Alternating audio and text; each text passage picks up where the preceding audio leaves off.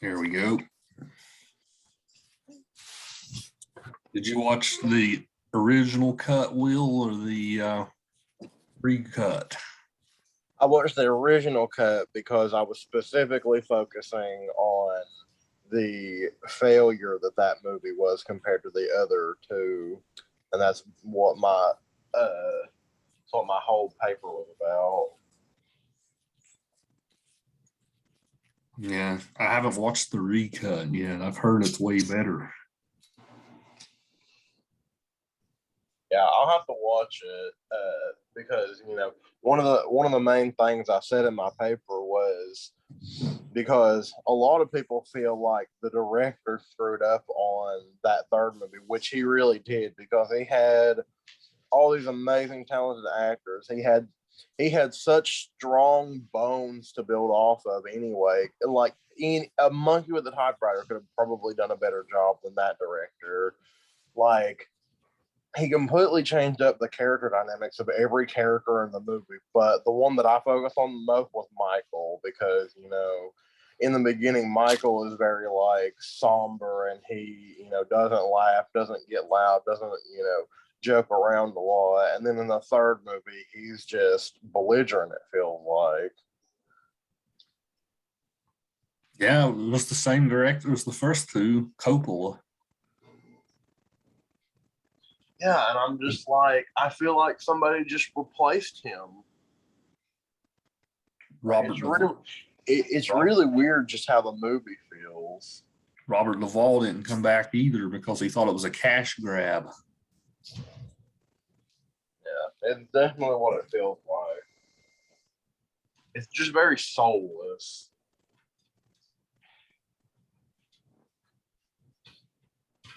Yeah, Coppola is one of those directors that it seems like after Apocalypse Now, his whole career, like he never made a movie that good again. I guess it was hard to live up to The Godfather and Apocalypse Now. So.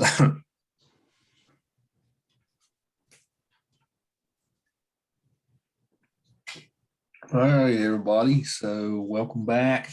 So today's film is The Graduate. Thursday's film is, let me just take I know our last movie in the class we're doing Superbad. Let's see. I'm really excited about that one. Let's see. Let me just take a quick look at the calendar real quick.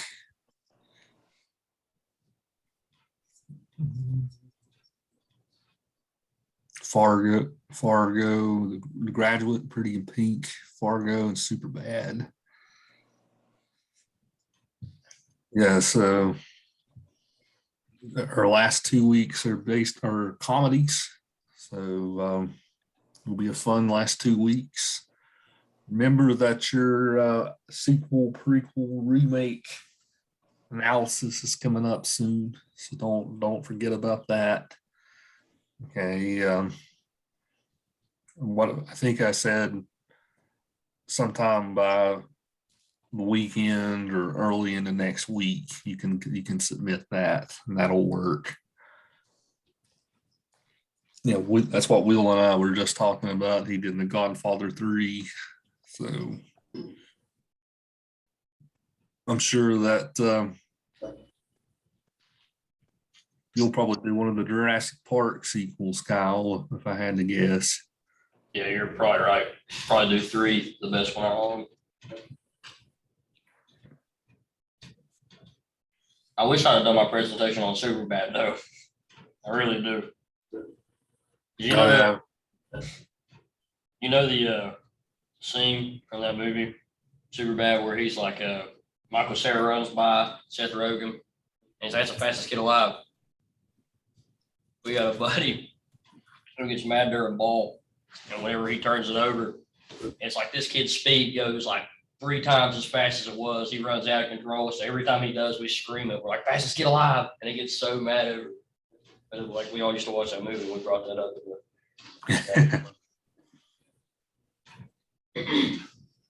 Yeah, I'm excited about it. It's a classic. That movie will never age, I think. No.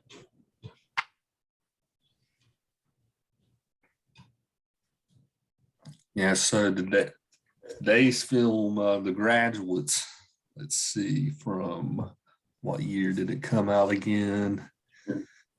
1967's film, The Graduate, directed by Mike Nichols.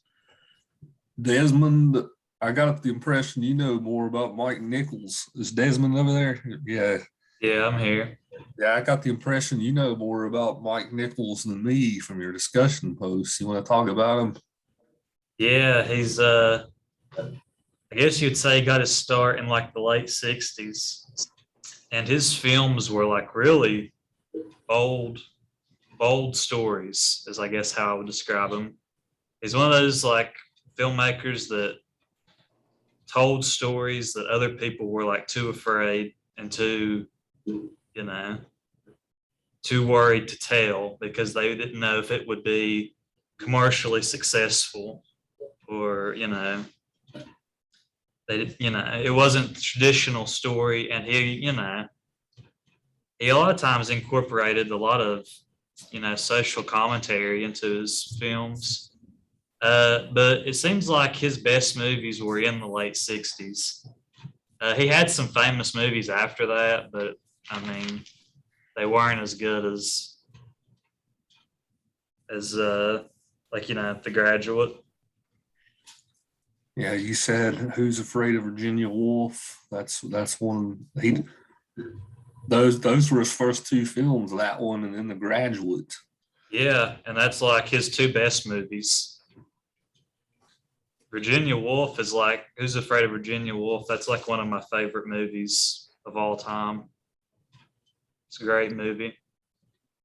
And after that, he never really like had the like any movies that were as good as those two, but he still made like some decent ones, after after that time. I know he made the movie The Birdcage. I don't know if anybody has seen that movie. Yeah, that's a 90s comedy that had Robin Williams in it. Yeah. Gene Hackman. Yeah, that's a famous LGBT themed movie. Yeah. He also did the HBO miniseries Angels in America, which is also a famous LGBT story. So that was a play first, right? Yeah, Tony Kushner is the playwright. Yeah, he likes to adapt plays. Yeah, it looks like he was born in 1932 in Germany. I guess he migrated over to America at some point. Yeah, very, very prolific director. But this movie is his iconic piece. This is one of these movies that's very well respected.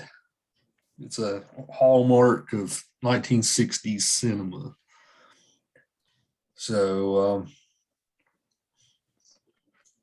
to dive into it, then, most of y'all answered the question: is it a comedy or a drama? That was the question most of you guys picked today. I know the guy who works with me at Wyoming County campus.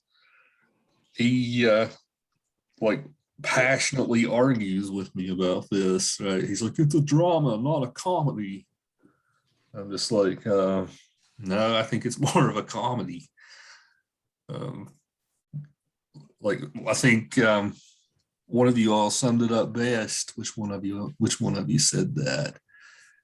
Just like the scenes where he's so awkward in the film, like that's why I think it was Keegan. I think it was you who said that, Keegan.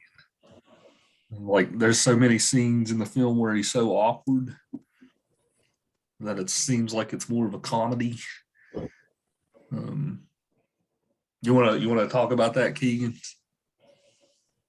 Yeah, I think the best way that it shows, or the best scene in the movie that shows that was when they're at the hotel and like the clerk's just doing his normal everyday job. And Ben walks in there and like just trying to get a room and he's acting all weird about it. And he was like, you need help with your luggage? And Ben was like, no, all I got is like my toothbrush. And then he was acting real weird. And then he like, instead of walking over there and telling like Miss Robinson, he goes over there and calls her and they're literally right beside each other. That's more of a comedy. And then Elaine too, when he brings her in, that was I laughed out loud on that. Like they all knew his name, the hotel. If you know what I'm talking about, that was a funny scene. And they like kept saying his name over and over again. I personally, I think classifying a movie really doesn't sometimes do them justice, especially with a movie like this, because it can be either or depending on a perspective. And I feel like whenever you classify a movie so heavily based on a few couple scenes, it really like, I don't know, you go into it with different expectations based on its classification. But I will say this movie did have a lot of funny parts, but I feel like it's just a dramedy personally. But my favorite part that makes me think that it's a comedy is, "You're trying to seduce me, Mrs. Robinson." Is probably one of the best lines I've ever heard. Do you want me to seduce you?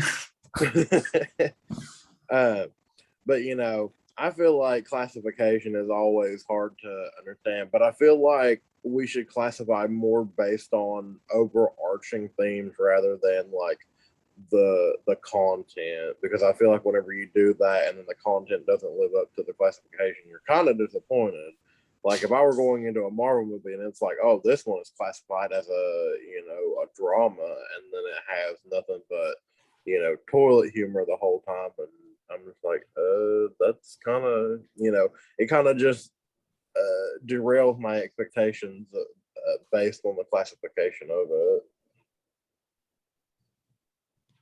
Right. Comedy is, I think that's especially true about comedy, Will, just because comedy is such a subjective thing. Like what's funny to one period of time isn't necessarily funny to people in other periods of time. I know in my lit class, which some of you all are in right now, we talked about that a lot with like even like the ancient Greeks, right? Like their plays like are offensive to modern day sensibilities, but stuff that they thought was funny. So yeah, I mean it's comedy and humor is really contingent upon time and place. Like and I feel like too with this movie, it has that specialness about being a comedy, and I put that in quotations because this movie came out in a time where this would have been considered very risque. I mean, just look at like just to compare this kind of to Full Metal Jacket, because Full Metal Jacket has a lot of comedy in it, but it is also very serious whenever it comes to a lot of the themes that it discusses. And I feel like that's a good comparison to this movie because they came out around the same time. Both these movies were very risque topics to talk about and very like almost taboo. Like I can probably say with confidence that are you trying to seduce me, Mr. Robinson? And all the funny scenes in this were probably like people clutching their pearls in the movie watching it, but now we watch it and it's no big deal because we've seen sex on TV fully uncensored, so it's no big deal. Right. This movie took, of course, this late 60s. This was the time period of the sexual revolution in America, right? This is where things like free love was first starting to be accepted at the time. So yeah, especially for an older audience in the late 60s, this movie would have been pretty taboo. Maybe even for some younger people too, if they grew up more in more traditional areas and whatnot, and especially if they weren't part of like the hippie movement.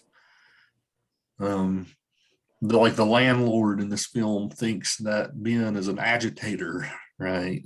Thinks that he's a hippie out protesting at Berkeley. So that was a little glimpse into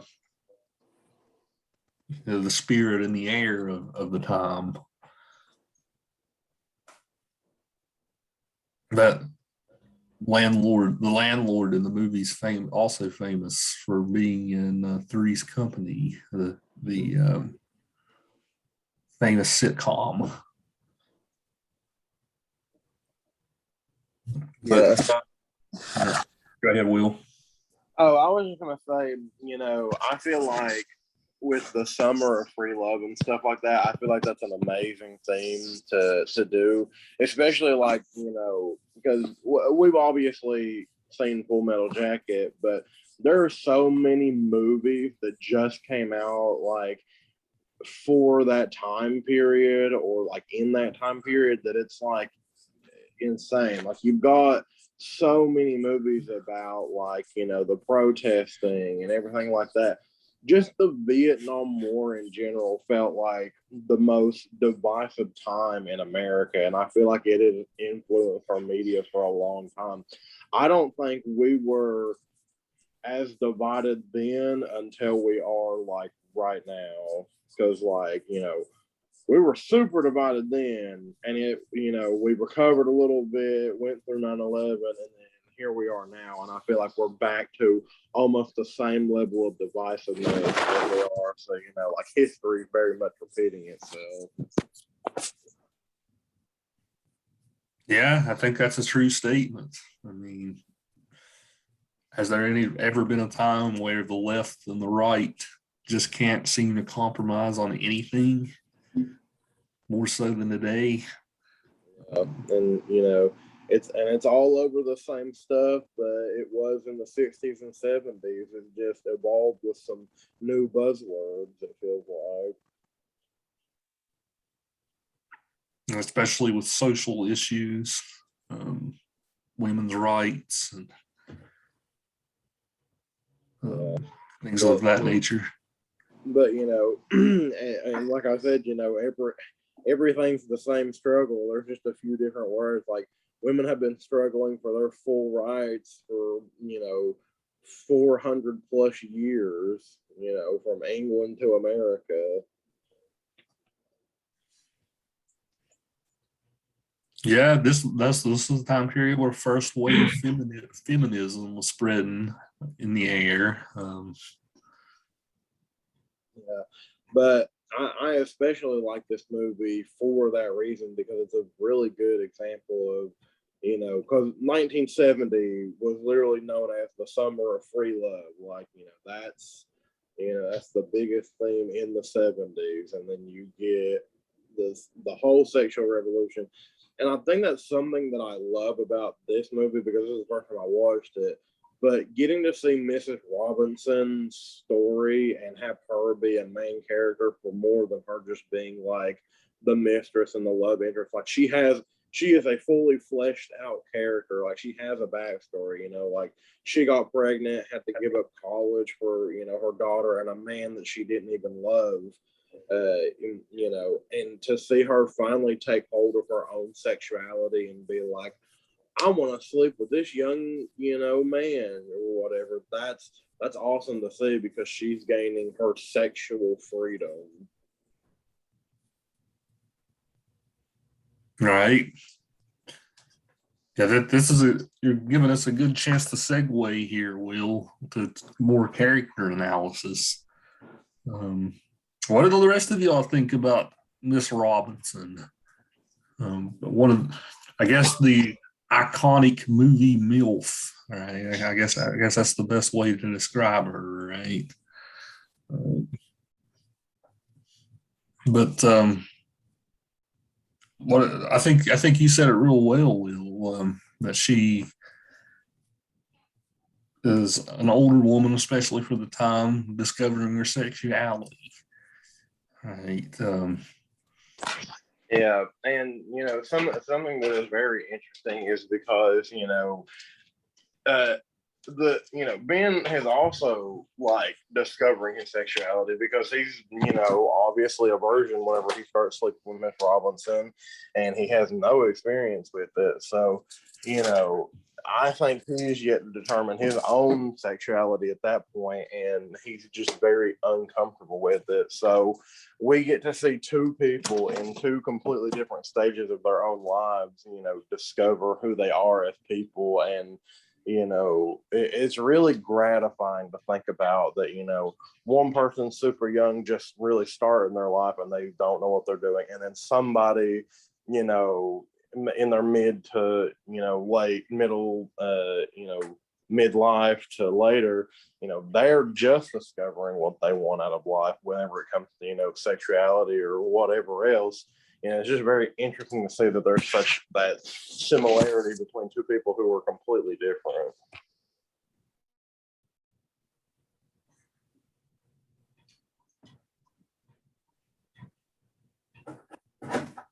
Other thoughts here on Miss Robinson's character, especially? Like, how would you guys describe her in the film?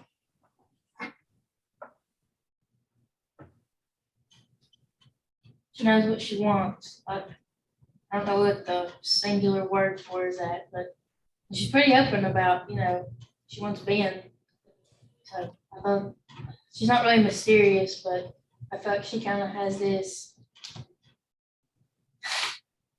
like seductiveness that she kind of uses as like she finally realizes that she can use it to her benefit, like as a power escape. So I don't know. I obviously she's kind of the bad guy. Well, I don't know. She's not really the bad guy, but she kind of is at the same time. So I think that kind of makes her character unique in a sense. I don't know. I really like her character. Right. Yeah, I think you described it well there. Right. She's very confident. Right. She knows what she wants, so she goes and gets it. Right. So that's again a very interesting characteristic for a woman in a film in the 60s. Because you guys know after the 50s, right, women were supposed to be meek and submissive. Right. Here is a woman who goes and gets what she wants. Right. So yeah, I think you described it real well there.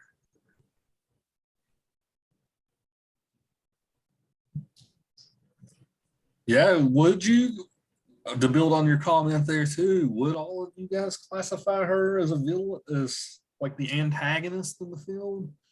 Like, as I was watching it this time, it's hard not to sympathize with her. Like the guy you're having an affair with probably shouldn't date your daughter, right? I guess the only thing that's really off about her is the fact that she's pushing her daughter to get married to this guy, just like how she got married to a guy she didn't like. So, like how she treated Ben, like I don't really think that was wrong per se, but maybe how she's treating her daughter was. I think that it really comes down to how you feel about her as a character, whether or not she's the villain, because, she is obviously just, starting her self-discovering when it comes to her own sexuality and like trying to be independent from her family and trying not to just be, a mother and a wife. So I feel like morally you also have to look at what her situation is, because it's not like she can just flat out tell, Elaine that's like, oh, hey, I've been sleeping with that dude, so she obviously can't say anything as much as she would probably like to, because she sees an opportunity and a chance for, even if it's loveless, that's still someone for her to marry. That's still someone to support her later in life. And I think that's something that you have to look at from a woman's perspective. Not saying that women can't support themselves, but especially back then, women made less money on the dollar. They were, not given as many opportunities. They weren't seen in the workforce as equal. So I feel like back then you especially had to have, a man or another, partner to fill that financial need. So I just feel like she is trying to get her daughter what she thinks is best for her so that she doesn't have to, struggle the way that she did whenever she was younger and, be forced into a bad thing. And I think she has enough confidence in her daughter for her, if she thinks this situation is bad enough, I think that she thinks she would leave.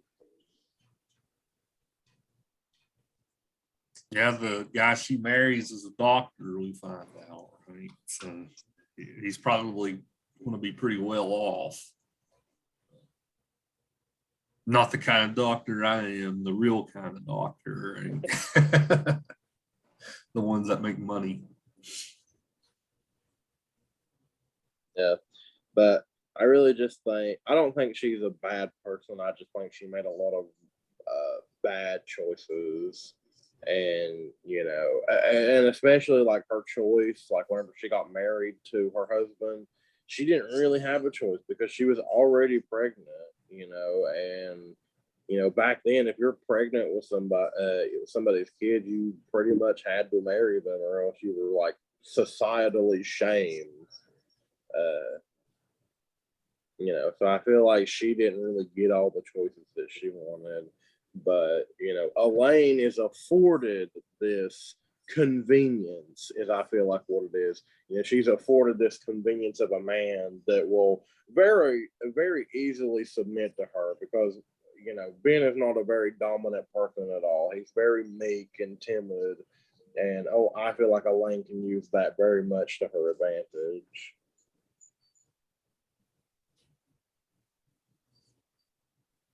As she does lie to her daughter and tells her that she being raped her. Right? That was kind of a douchey thing to do, right? I guess in a way she's trying to protect her reputation. Yeah, like I said, I don't think she's the best or the worst person, but I do think she made some bad in the moment decisions.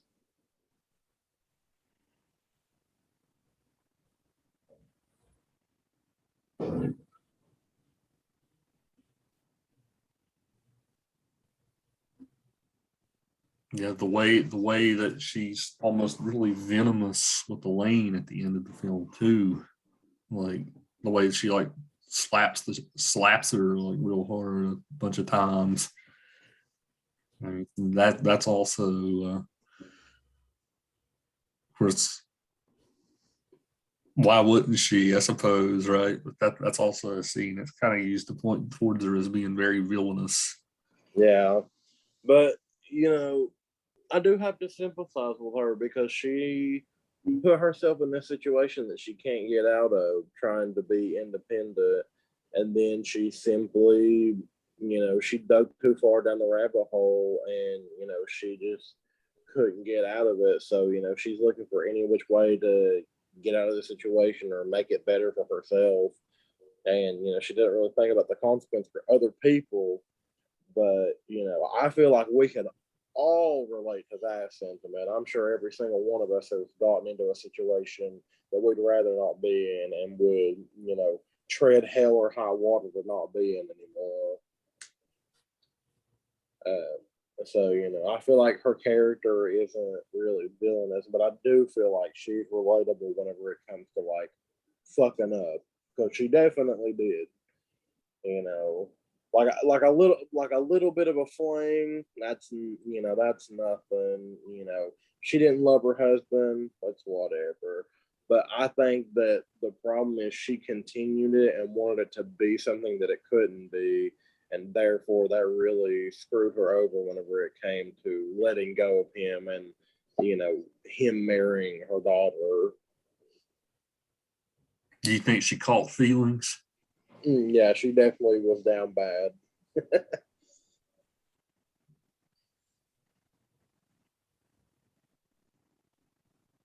Which if we can talk about Ben's character now, I don't think that has a lot to do with him, or maybe it does because they have a really like snake and mouse dynamic because not to say she's a predator or anything, but like she is very much preying on the fact that he is innocent and obviously a virgin and very like just unwise to the ways of women in general.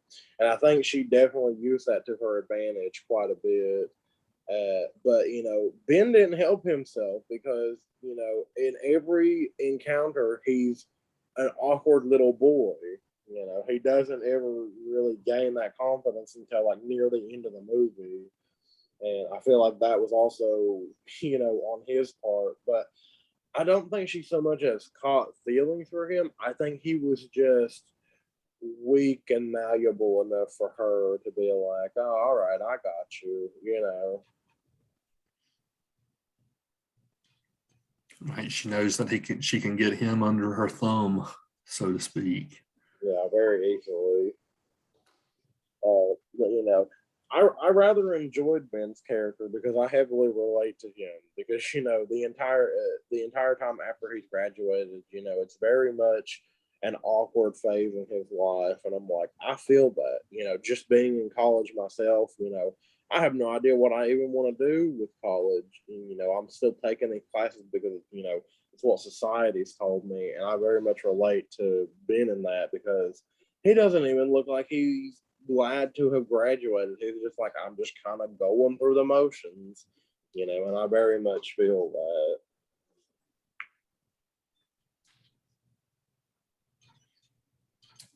Yeah, what the rest of y'all think about Ben's character? This sort of aimlessness, especially with this sort of aimlessness and naivety.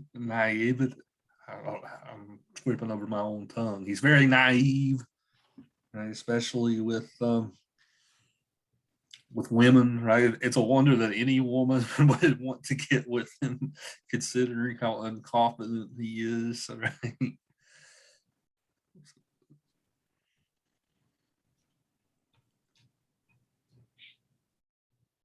How would some of the rest? Did any of the rest of y'all relate to this character? Yeah, I agree with what Will said. Really, I think Will sum that up pretty good. But I almost feel like an innocent kind of feeling for Ben because I mean, if Miss Robinson wouldn't have even started it, Ben would have probably went on a different path.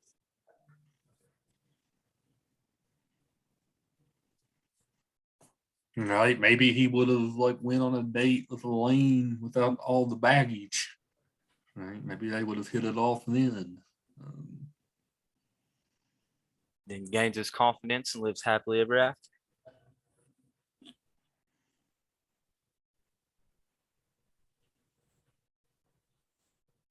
Yeah, the opening of the film, like the opening of the film does this whole thing beautifully. Like we get so much of his character through visual storytelling. Like the opening riff where they're playing the sounds of silence for the first time. He's like riding the thing on the airport, right? Like the camera just pans on his face and like he just has this kind of empty look in his eye, right? That's a good scene that shows his sort of aimless quality in life. Then it cuts to him in his room staring at the fish tank. There's another one, right? At his party, he's so awkward around people. I noticed watching it this time that as he goes down the stairs for the first time, it shows a clown. It pans over to a big picture on the wall. It has a clown on it, right? I think that was on purpose, that just to kind of show that he's almost a clown. Very uncomfortable with the people at the party. Like, then there's the famous scene too, where with him in the scuba diving gear, right, where he has to scuba dive in his own pool, Like just how like awkward he like prances out there. But then it kind of goes to his vision. You can kind of see the water submerging over his head. Right. There's also some visual storytelling, right? Showing that he's almost like drowning in his own emotions, so to speak. He's overwhelmed. So the movie says a lot just through visual storytelling that it doesn't have to spell out through exposition. Yeah. Uh, I think that's a really good trait of a good movie is whenever you can get a lot just from scenery and the mise en scene. But you know, like I said, Ben is essentially just a deer in headlights constantly. Uh, and, you know, but I feel like that's very relatable though, because like even now I'm going through the motions of pretty much everything the same thing that he is, and you know, I feel like I can relate to that heavily just because you know it's like you know I'm just a young person and I really dislike whenever people tell me that I'm an adult. I may be 20, but I don't feel as though I am an adult, and I feel like that really sums up his character throughout the entire thing because he doesn't know how to process a lot of his emotions that he has. Two, he doesn't know how to deal with social situations that he's uncomfortable with. And three, he just isn't not just sexually active, but like isn't actively sexual, if that makes sense. Like, you know, it's not really something that he's looking for and trying to do throughout, you know, his college career. So it seems, you know, usually everyone else, all they do in college is have sex and go to parties. But he just seems like that awkward type. Excuse me. You know, and I feel like he has a really relatable awkwardness, especially to like myself. Right. Yeah. I have a friend who is in his mid 30s like me, and he never grew out of it. Like he's still like that to this day. He's a successful person. Like he's an attorney, but like never like dated anyone or anything. So like he has been in this movie to a T.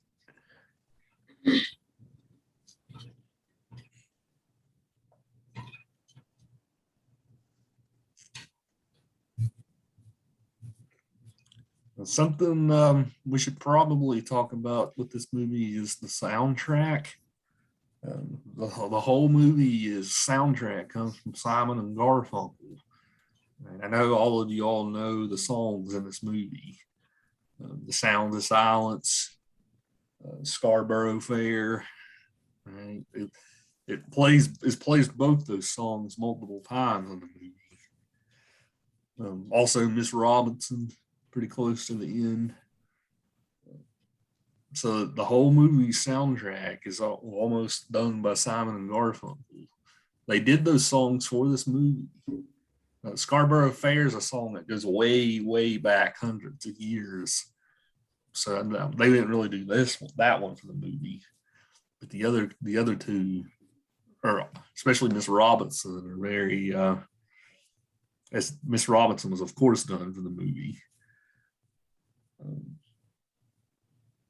What type of tone did the soundtrack set for you all? I know some of you all said it kind of set almost a melancholic tone when I was reading your posts. Is Kaylin, are you here? You talked about that. I don't think she is. She's normally on Zoom.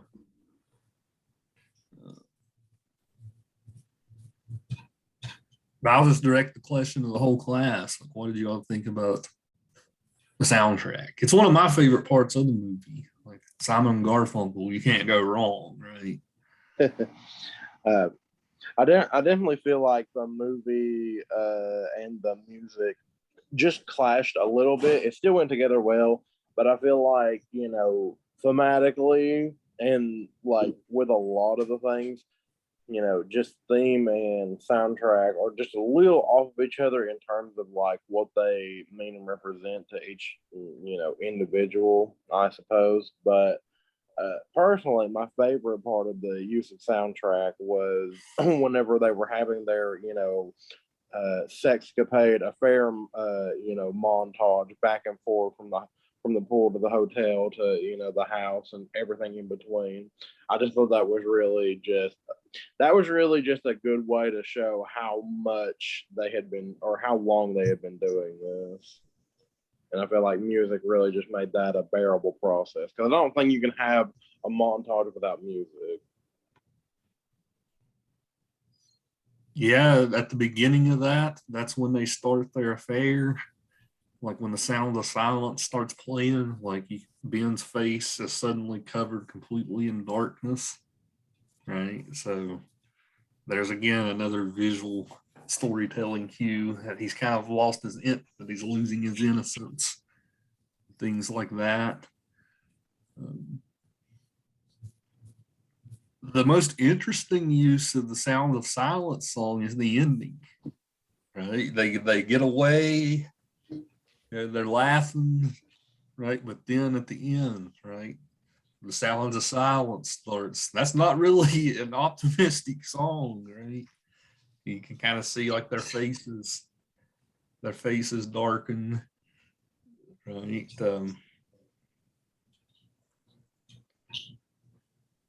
That song is probably the main reason why this ending is so talked about.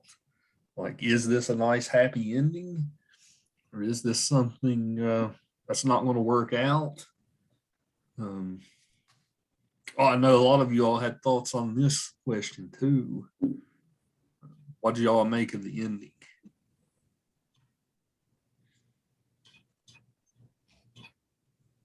I think the ending is my favorite part. Like, to kind of go back to what Will said, I think I'd have to disagree. I think the music goes really well with the movie, and I think the music really like kind of gives you a good interpretation of, not only Ben's character, but like how the people all around him are more oblivious. Like his parents kind of want him to do one thing and he doesn't want to do it. And you got Miss Robinson who again wants him to do one thing and he's really unsure. And I think one of my favorite scenes too also is like when like Will was talking about the montage of like how long it's been going on. One of the songs was April Comes She Will. And I thought that was kind of unique to kind of use that song to kind of, describe the months. So I think when they brought back in the Sound of Silence at the end, I think it kind of shows that, like they have, like, this is a big decision to make. And it seemed like the right idea, but then like when they actually done it, it's kind of like, yeah, we're gonna pay for this kind of thing. So I don't know. I think the ending and the music, I think that all kind of, I think it ties really well.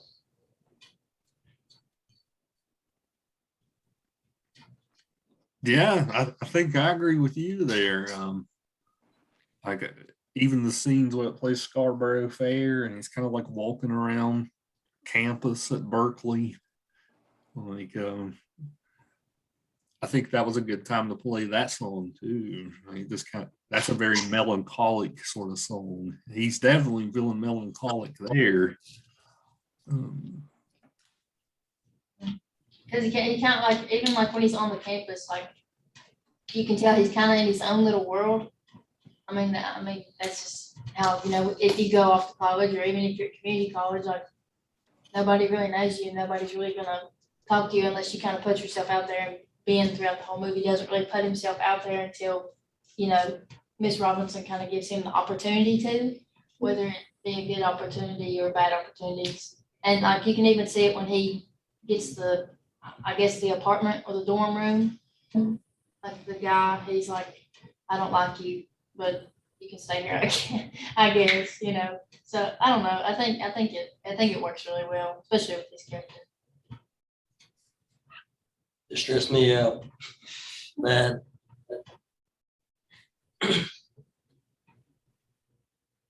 What do you mean?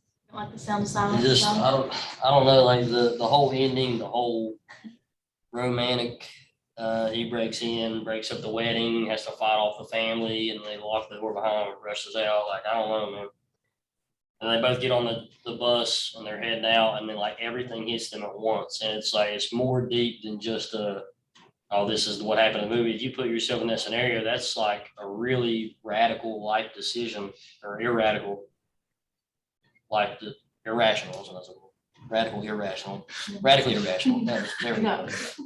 But yeah, I don't know. That's like a huge decision to make, and you just switch your entire life around, like the butterfly effect, for 5 minutes of like, oh my God, and then it's all gone. Like that could really happen to somebody, and it could put a lot of like mental stress on someone. So I don't know.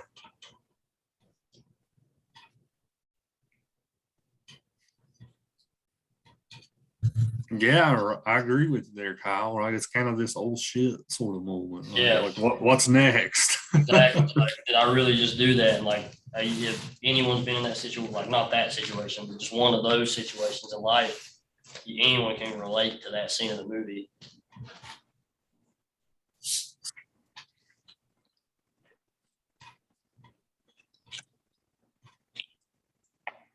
Yeah, like go ahead, Will. I was gonna say, I definitely feel like the ending has good enough potential in it, because if you have to ask the question, how do you feel about it? I feel like that's enough room and, you know, enough money for Hollywood to make a sequel to it, because the ending, I thought the ending was really good, but I don't really feel like it wrapped up a whole lot for me. I feel like we could definitely get a continuation. Would you have done that ending differently, where it was more of a clear-cut, happy ending? I wouldn't say that I did it different. I would do it differently, because it's not. We'll talk the whole time. You can guarantee that motherfucker's gonna talk. It's not a bad ending. It is just an ending of how do I say this?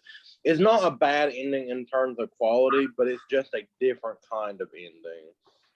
And I wouldn't do it differently, but I think there's potential there for there to be more of a series of movies, or, you know, just a sequel to better wrap things up. I don't think so. Like I'm saying, you know, the ending isn't bad, but it leaves enough room for interpretation. And I think having a second movie would help that ending. Yeah, I was wanting more at the end. They're just face. It just, like at the end of it, just made me want more. Boys, y'all gonna hit this? Yeah. And I think Yeah. And I think that's the sign of a really good movie, is whenever it leaves you wanting a sequel to it. Yeah. Go ahead. I mean, Jessica, mute your mic over there.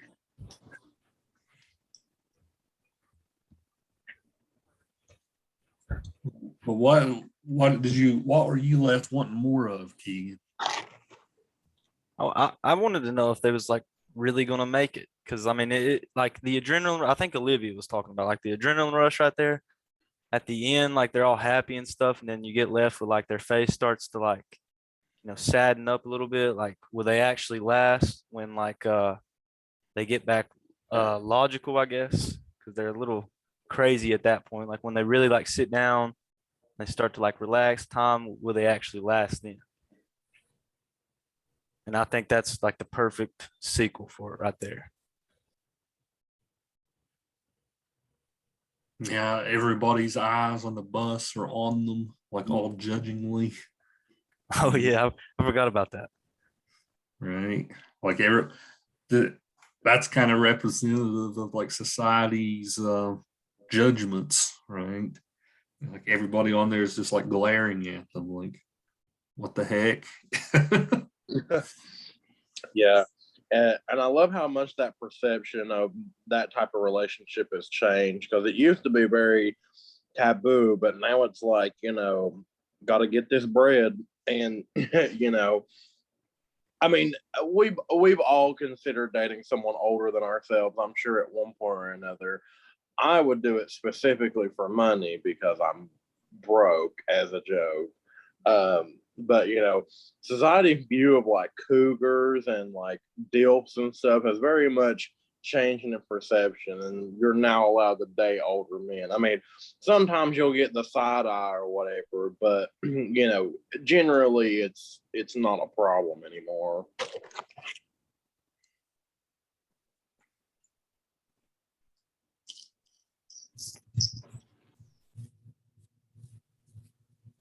Right. Well, especially for this time, like older men dating younger women, right? That was probably accepted. Probably not a younger man dating an older woman, though. That would have definitely been taboo. Yeah, but men get to get away with a lot of things that women can't. And I feel like that's also a good theme in this movie. Right? He can kind of get away with this affair pretty scot-free. Right? Like they joke at the beginning. Mr. Robinson ironically jokes with him at the beginning, right? You should have some flings, have some fun. Right? Yeah, he messed up right there. She was like, "Oh, is that a signed permission slip in your handwriting?"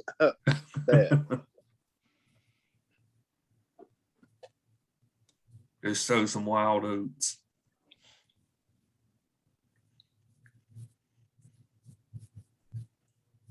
Speaking of the iconic dad character, right? I'm sure some of you in here have watched Boy Meets World, right? Ben's dad is Mr. Feeney. So I don't know if you guys caught that, but Mr. Feeney is Ben's dad. So he even looks old in this movie.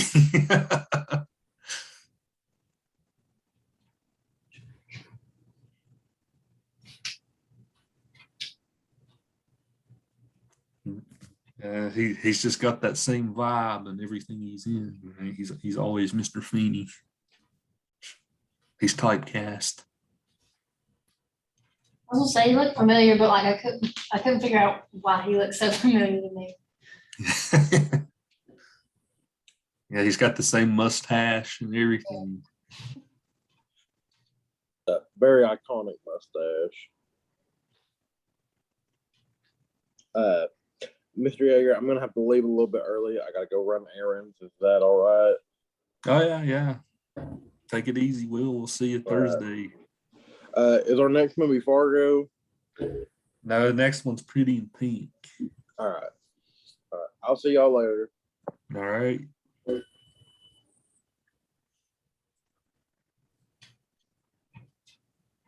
Wait, so what's the next movie again? Pretty in Pink. Pretty in Pink. Okay. Yeah, that's one of those 80s John Hughes movies with Molly Ringwald. So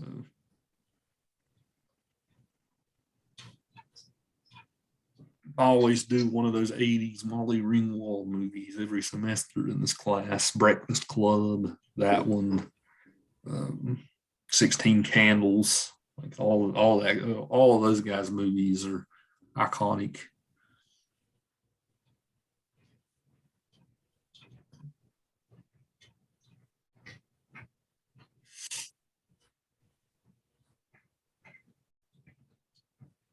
Well, is there anything else about the film we haven't discussed? I just saw you unmute over there, Keegan. Oh, I was going to talk about the movies we were just talking about. Couldn't wait to watch Superbad. I was going to ask you if you picked that as the last movie for a reason. I just thought it would be a fun one to end the class on. Yeah, I like that. You got Seth Rogen in there, Jonah Hill. Never watched it. I want to watch it. Can't wait for that one. You've never watched Superbad? I've never watched Superbad. No. I just watched Seth Rogen in like that the weed movie. I forgot what it's called. Pineapple Express, I Pineapple think. Express. This Yeah. is the end. Every great movie ever made. Oh yeah, Uh, super bad's a classic. It's a good one. It's a generation of comedy that I grew up with. Like I was in college when that movie came out. Um, so I think that's part of the movie's charm for me. It definitely feels reminiscent of when I was in high school, early college.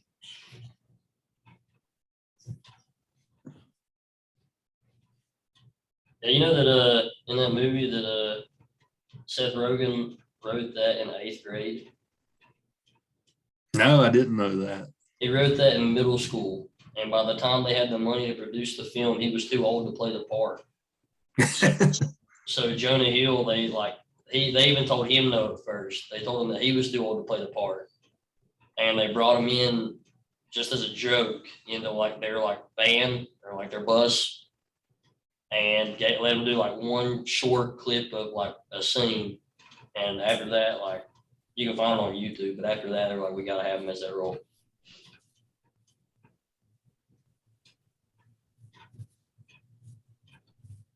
Yeah, Michael Cera was probably a little too old too, but he just eternally looks like he's 16. Yeah, And you got folk.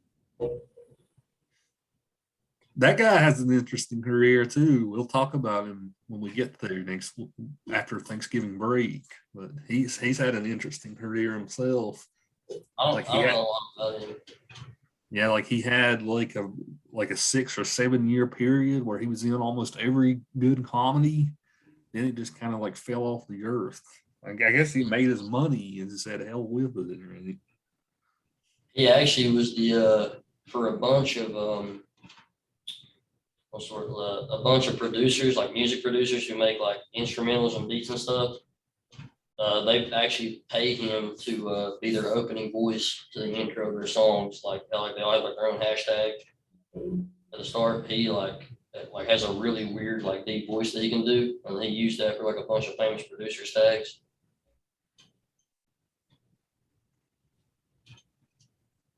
Yeah, I didn't know that. I suppose that's easy money, right? Yeah.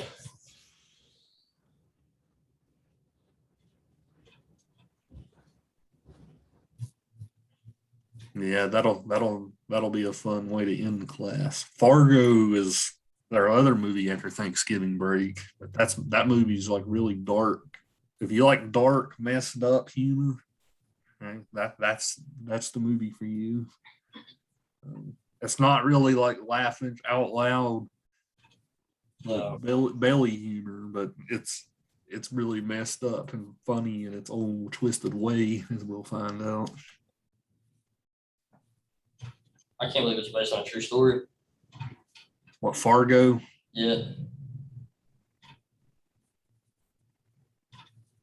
Yeah, it's been a while since I've seen it. I'm excited to watch it again. I watched it recently. Did you? Yeah. Did you agree that it's got messed up humor? Oh yeah, it's really dark.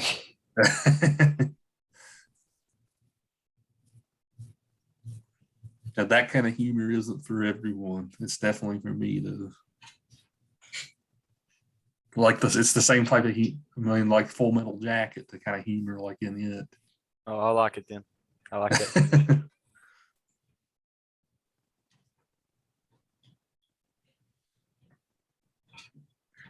Well, guys, I guess we can probably conclude a little early today. That'll let me get to the office a little sooner.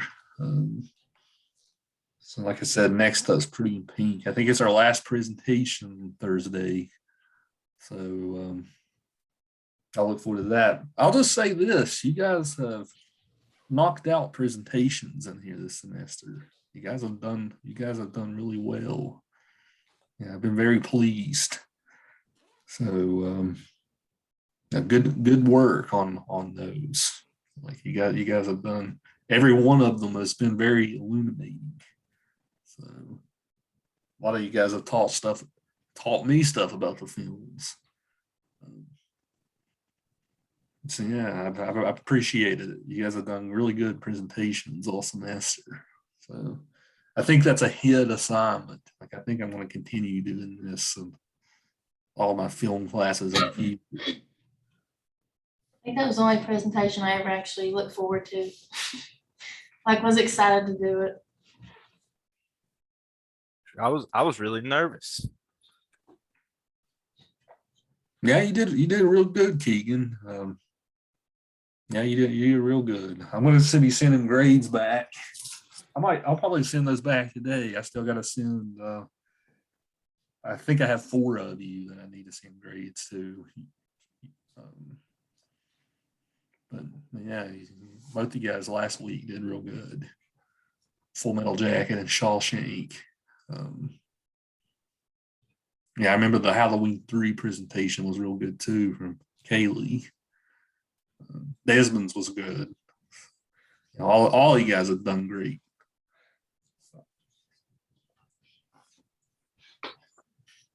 So,